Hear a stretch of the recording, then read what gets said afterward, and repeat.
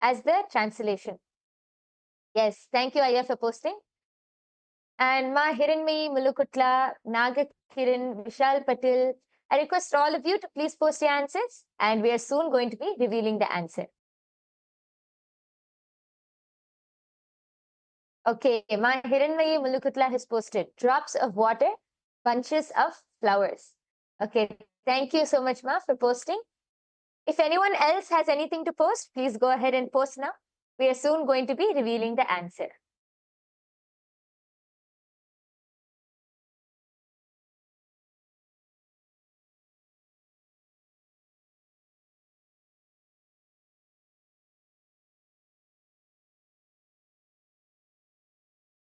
Yes.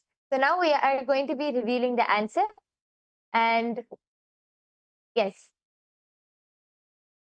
So as all of you can see projected in front of you, this, as we already said, this sentence was in a Cambodian language, Khmer, and the translation for this sentence is, the place you seek is within you. I think actually Virupaksha and many of the people have gotten like the gist of being able to understand that it's some words related to spirituality and all of that. So a big round of applause for all of you who have manifested, for all of you who are able to see, a big round of applause. And yes, I request all of you also, you can head to the link which is projected below. You can head to that link and post your answers. You can share your power manifestation results. And I request all of you to please also take a few minutes of your time, go to your social media platforms. You can share your experience. What was your experience during this whole session? Because as you share your experience, you're able to enrich more and more people to also come and experience the same. So we have one last round for all of you. And I hope all of you are ready. The slide is going to be projected now. We are entering into the third round. Yes. And as all of you can see, this is also another sentence. This is in the language Thai. So I request all of you to sit straight, chant the Mahavakya, connect to Swamiji and see what is the translation for this sentence which is projected. Nityananda Paramashivoham Om Nityananda Paramashivoham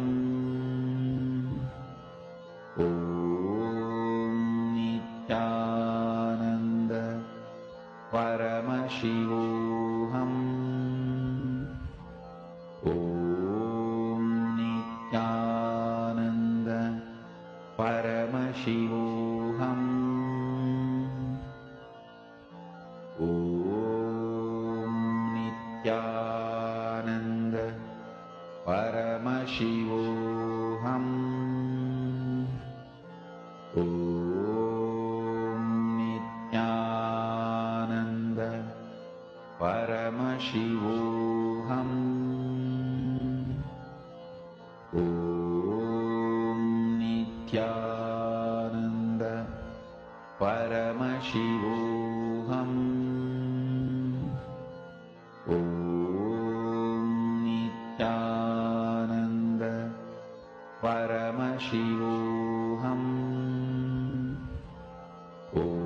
Om Nityananda Paramashivoham Om Nityananda Paramashivoham Om Nityananda Paramashivoham Om Nityananda Paramashivoham Om Nityananda Paramashivoham Om Nityananda Paramashivoham Om Nityananda Paramashivoham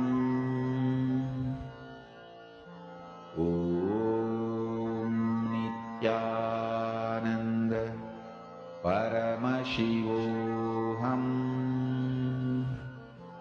Om Nithyananda Paramashivoham.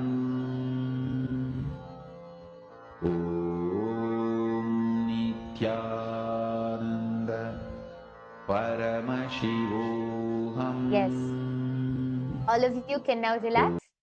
I request all of you to go ahead and start posting your answers now. We already have a few people.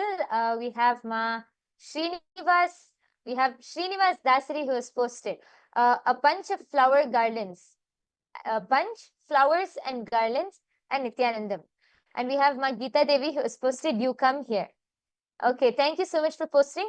I request the rest of the viewers also and any of the Paramashiva Sena participants, anyone who is watching this, you can come to the YouTube live chat and you can post your comments and your answers in the comment section below and we'll be able to read them out. All of you can start posting now and we are going to be revealing the answer. Yes. So Vasishta, Geeta Devi has posted from Vasishta, live with nature. Hiranmayi Mulukutla has posted, surrender is the ultimate and not final. Okay. And just one more. We have Abhay Chatre who has posted, you are the consciousness. Okay. Thank you all for posting your answers. Let us now reveal the answer. Reveal the answer for this sentence. Yes. As all of you can see projected in front of you, the answer for this sentence is from the Living Enlightenment book. This is Swamiji's own words from the Living Enlightenment book, where Swamiji says, enlightenment is the key to your kingdom. Actually, my Hiranmayi, I think, was very close. And because she said surrender is the ultimate, not final. And Abhay Chatre also has posted, you are the consciousness. This is very close. A big round of applause for all of you who have manifested. We thank each and every one of the viewers who are with us today. We thank you all for joining us. And I request all of you to share your results. Please share your final power manifestation results. You can share it on your social media platforms. You can share it to your friends and family members. And if you want to experience instant power manifestation, you want to experience the direct oneness with Swamiji and manifest these powers, you can come and join the Paramashiva Sena program. In this Paramashiva Sena program, you'll have so many intimate, close sessions with Swamiji, so many powerful initiations with Swamiji, where you can learn more about power manifestation and directly manifest these powers yourself. So don't miss out on this opportunity. I request all of the viewers, please take your time and come sign up for the Paramashiva Sena program. It will be a life transforming decision for each and every one of you. So with this, we come to the conclusion of today's power manifestation session. Once again, we thank each and every one of you for joining us, and let us end the session with the Purna Mantra. I request everyone to sit with your head, neck and spine in a straight line. Fold your hands in the Atmanjali Mudra. Close your eyes. Take 2 minutes, take just a few seconds to offer your gratitude to Swamiji for revealing this amazing science to each and every one of us. Om Purnamadah Purnamidam Purnat Purnamudachyate Purnasya Purnamadaya Purnamevavasishyate. Om Shanti Shanti Shanti Harihi Om Tat Sat. Sarvam Bhagavad Shri Nithyananda Paramashiva Padukarpanamastu. Om Nithyanandam.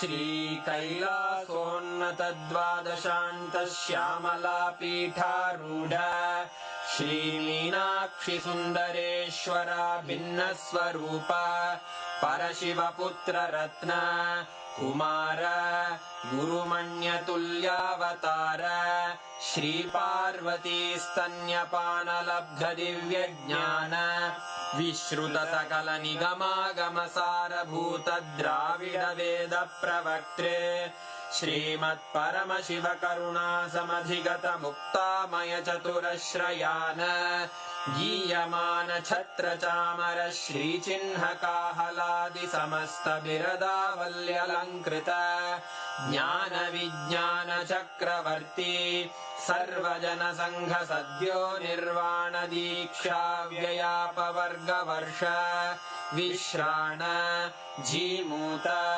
परमत कलभ Kesari शैव सिद्धांत स्थापनाचार्य श्रीराजाधिराज पांड्य महाराज गुरु क्षपण शाक्यादि महांधकार निवारण ज्ञान भानु वीक्षणानर्हार्ह ध्वजोच्छेदन पूर्वक श्रीमद्वृषभध्वज स्थापक शैव समय कर्त्रे सर्वज्ञ पीठारूढ़ श्री जगद्गुरु श्री ज्ञान संबंध देशिक स्वामी वागीश सुंदर माणिक्य वाचक स्वामिनां अवतार भूत श्री ज्ञान संबंध स्वामी पुनरुद्धृत श्यामला पीठ सर्वज्ञ पीठ त्रिनवत्युत्तर द्विशततम गुरु महासन्निधान अरुणगिरि योगीश्वर परंपरागत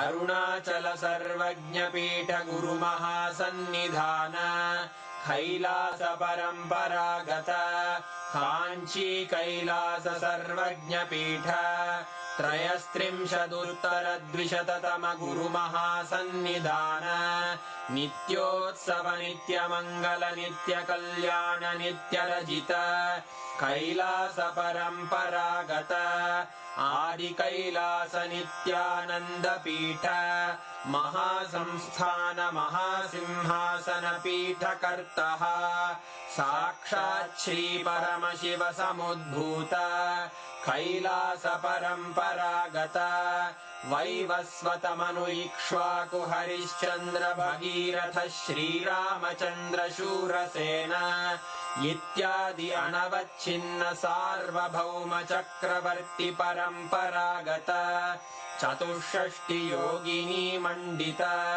चतुष्षष्टि संप्रदाय प्रवर्तक मनुधर्म शासन सूर्यवंश प्राप्त सर्वज्ञ पीठ सुरांगी साम्राज्य मूर्धाभिषिक्त चूड़ामणे साक्षात् श्री परमशिव समुद्भूत कपिल महागुरु पुनरुद्धृत महानिर्वाणि पीठ अष्टोत्तर सहस्र श्री महामंडलेश्वर साक्षात् श्री परमशिव सिंहासनाभिषिक्त समस्त गणनायक श्री महागणपति समारंभ अनवच्छिन्न पीठाधीश्वर गुरु परंपरा प्राप्त अटल पीठ अष्टोत्तर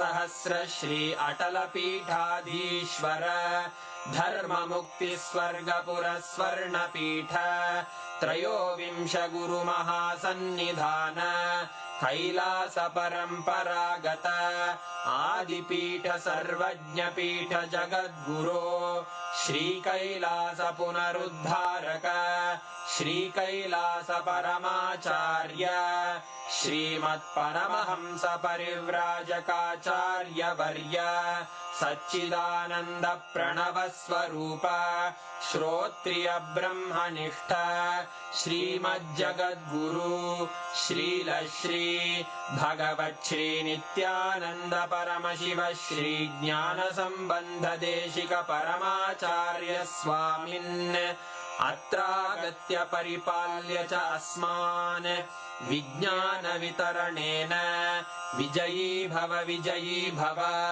जय जय।